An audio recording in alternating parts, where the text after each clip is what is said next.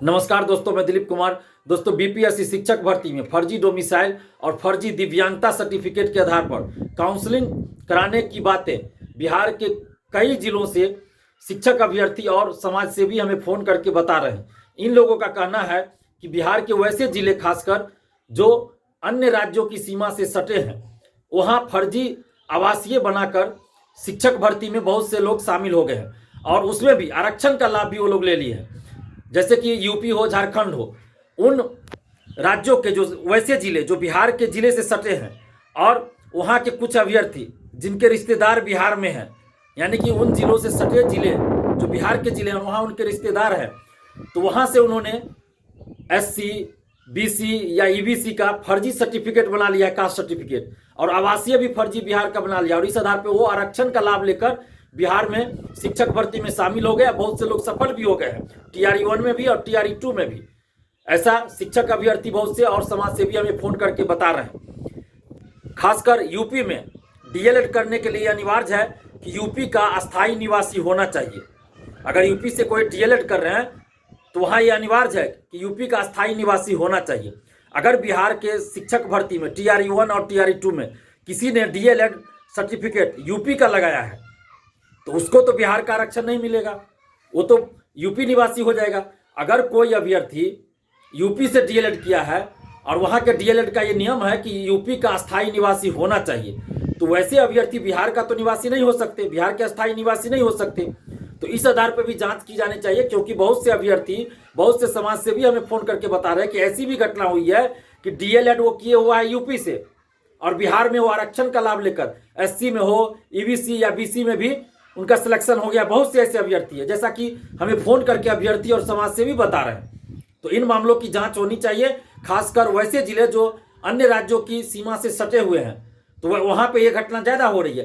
तो हम सरकार से ये मांग कर रहे हैं कि टीआरई 1 और टीआरई 2 में जितने भी शिक्षक सेलेक्ट हुए हैं उन सब का डॉक्यूमेंट्स वेरिफिकेशन फिर से किया जाए। आवासीय या आरक्षण के तहत जो भी आए हैं उन सब का वेरिफिकेशन अच्छे से किया जाए।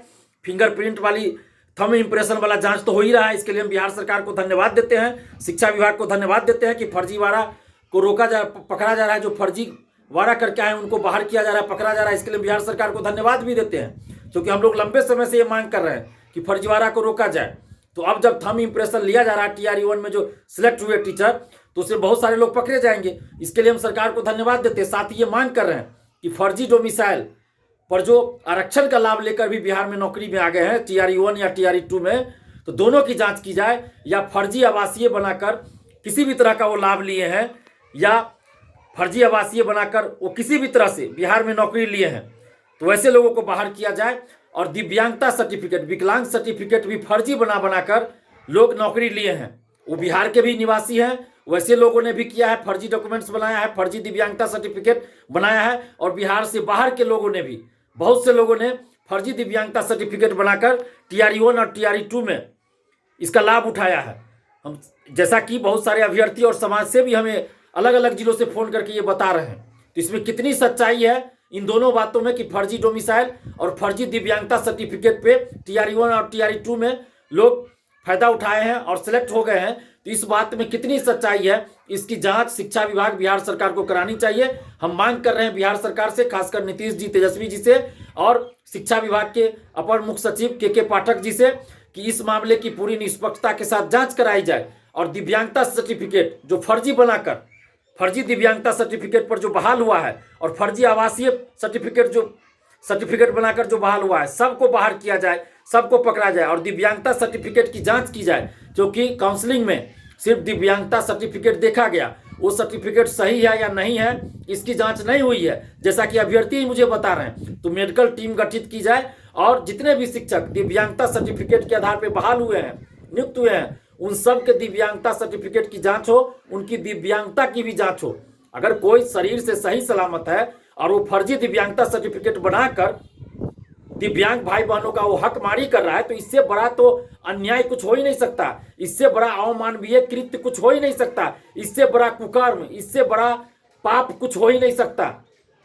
ये महापाप है। अगर कोई सही सलामत शरीर से है और वो दिव्यांग सर्टिफिकेट, विकलांग सर्टिफिकेट बनाकर नौकरी ले लिया है टीआरई 1 में या टीआरई 2 में, और दिव्यांग भाई बहनों का वो हकमारी कर रहा है, तो इससे बड़ा नीच काम, इससे बड़ा महापाप तो कुछ हो ही नहीं सकता।